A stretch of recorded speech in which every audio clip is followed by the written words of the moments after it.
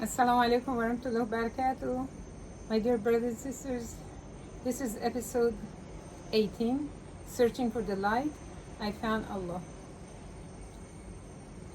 In the last episode, I was just talking about how my second husband, very, very stern restriction for me to read or find out anything about Shias, caused me to search and ask a girlfriend to bring me a book from Iran, which she did, and I was reading that. And I was not saying anything, and nothing has changed. I'm practicing as he taught me. I was like, I'm not calling myself Shia, I'm not calling myself Sunni, I'm just, whatever he taught me, I practice it before I without putting any title on myself. And genuinely practicing and genuinely reading. He brought me many books. I was reading it. I'm continuously reading the Quran. But I have to say one thing that is, maybe I forgot to say it. When I married him the first year, he brought me probably the best thing, the best gift he could ever give me. I could be so thankful for him. He brought me a CD. It's called CD Muallim. It was Sheikh al-Husari, because he saw how anxious I was to memorize the Quran. And he brought this CD for me, and I had, I put it in the laptop, and this CD I was able to listen to the verses of the Quran as many times as I wanted to. And it's Al-Husari, the CD of Muallim, the teaching CD is a slow.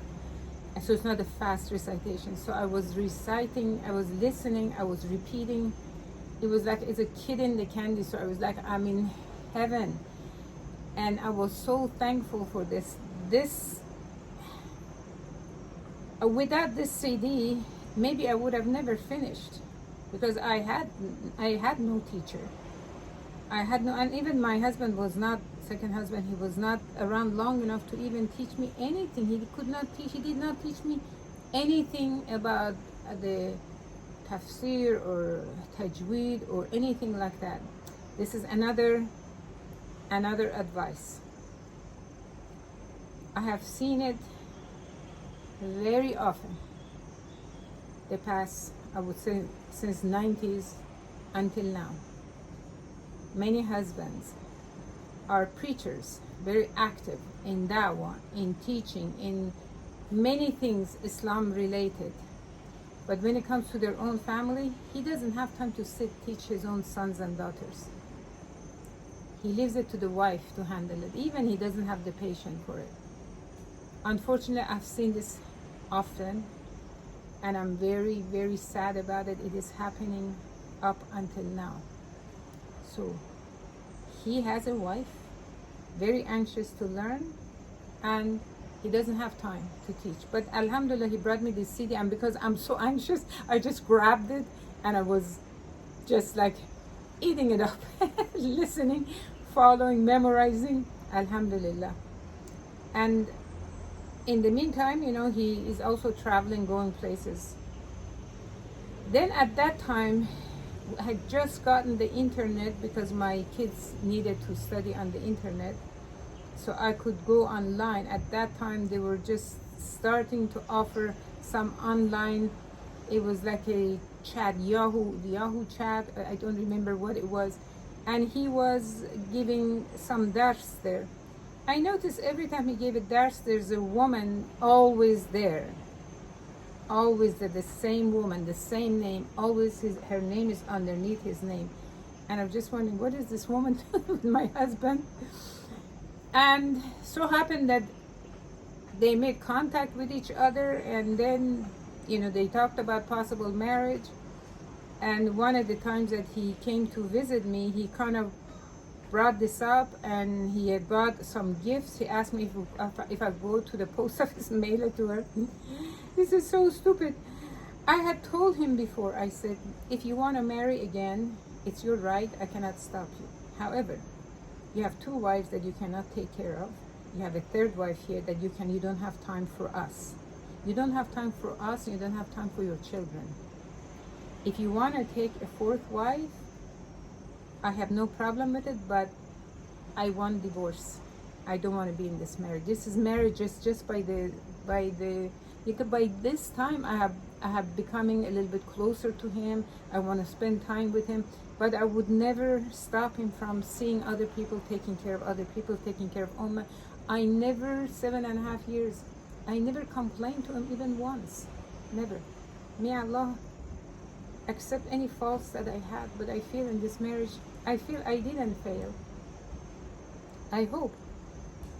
But when this thing came up with this other woman, I actually became angry. And I said, if you want to go after your own desire, go right ahead, but I would not stay married. Anyway, he went back. At this time, he is in Emirat. That's where he is. He's imam there. And I see that he's more and more talking about this other woman wanting to marry. And I kind of wanted to test him. I said to him, I want divorce. I want divorce. And I want to spend my iddah there in Emirat where you're at. I was testing to see if he's going to come to his senses to see that what he's doing this is not right. And this woman, meaning me, have assisted him with everything, has been on his side. I have been everything that he asked me to do, and being active with dawah, so many things we did together. And to just bring another woman in our lives, I cannot handle it, not because of jealousy. I have not been a jealous person all my life, actually, alhamdulillah. So I said, I want to come to Emir. He said, well, if you want to have the iddah, you can have the iddah at your house. This is his first failure, showing that, fine, you want to have divorce, go ahead. I said, no, I want to come there. He said, okay, come.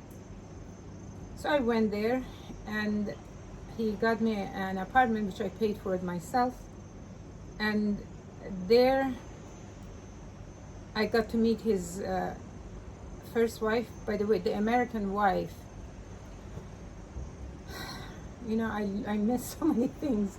The American wife, after I'd married him, I asked him to bring her, let her live near me. I got a mobile home next to my mobile home in Castella, where we had the mobile homes by the river, very beautiful. And this wife of his was mentally very unstable, very unwell. I said, bring her here, I'll take care of her. You know, this is a good place, everything in Saudi Arabia. He wouldn't let them go out. The months after months they're in the house. He brought her, and then she was very jealous, and some behavior that's fine, you know, I tolerated it. And it got to a point where he couldn't handle her anymore. He divorced her. And then she went on Oregon, where she settled, and later on got married. Alhamdulillah. She was a religious person, good person, was older, and she had normal jealousy. And I believe the jealousy between co-wives, a lot of time it is ignited by the way the husband behaves between them. And this was a very clear case. In fact, when we were together, when him and the two of us, the two wives, wanted to travel, I would make sure she would sit in front, or we go to some place, they give us place to stay. I would make sure she stays with him in the room, even though it's my night. Even he couldn't believe, how could you do this? You know, I said, this is just the way it is. And I always gave her the right. It just, for me, I figured if a woman is going to take the heart of my husband, then let them take the heart of my husband. I'm not going to stress about it. I'm not worried about it. Anyhow, so now, of course, by the time I went to Emirat, he only has one wife there, and then me, who wants divorce. Then he's thinking about taking a third wife. I'm there just to check and test. He did not do well there, because the first wife was very jealous of me, and on my nights she would do everything to keep him till very late, and he knew when he comes very late, I'm not awake, I'm just, you know, and then I get upset, of course. And he would spend the whole time with her, only he's like, he just did so much injustice with time sharing that I became sick. In the meantime, I had invited my son to come and stay. While that was happening, my husband introduced me to an American sister who had become a Muslim, very wealthy sister who lived in Dubai, and we lived near Abu Dhabi, which is a 1 hour drive. And her and I connected very well.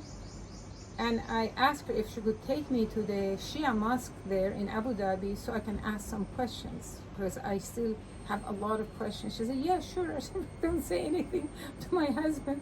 No problem. She would come once a week, take me there. I met the imam there. I told him, you know, this is what's going on. I want to know what you guys believe. He took me to the library. He said, any book you want to hear, borrow. Any book there you want to buy, no problem. Any question you have, we can ask. They were very kind. So I borrowed that box box of books I borrowed and I brought, and then my Iranian friend was still connected with me. She said, do not say anything to your husband because you're not ready for any kind of a confrontation. And I said, okay. So I'm reading until I felt like I have read enough. So I want to ask. Questions. You know, I see what the Shia say. I see what the Sunni say. I want to ask questions. I want to get clarification. Who is on the right? So that night that I wanted to talk about this, I prepared for him the best meal. I put on the best clothes on myself. And when he came, I said, I have decided to agree with you to marry this other wife if this is what you want. I have no problem, go ahead. You should see his face. You know, he was very happy and just like, yeah, I can't believe that you are so kind, so understanding, and this is another American sister. You're helping her by bringing her to the family, and this and this, that. And of course, I had one thing in mind. It's like to open his heart to talk about this Shia Sunni. Explain to me, this is what the Shia telling me, and this is what do you think? So I told him. Then I said, I just also wanted to tell you that this is what I have done. I've been doing, but because you told me you don't want me to connect, and I really wanted to connect, I wanted to read at this time. I really like you to answer some of my questions. Well, all hell broke loose. Inshallah, I will tell you the next episode. Assalamu alaikum wa rahmatullahi wa barakatuh.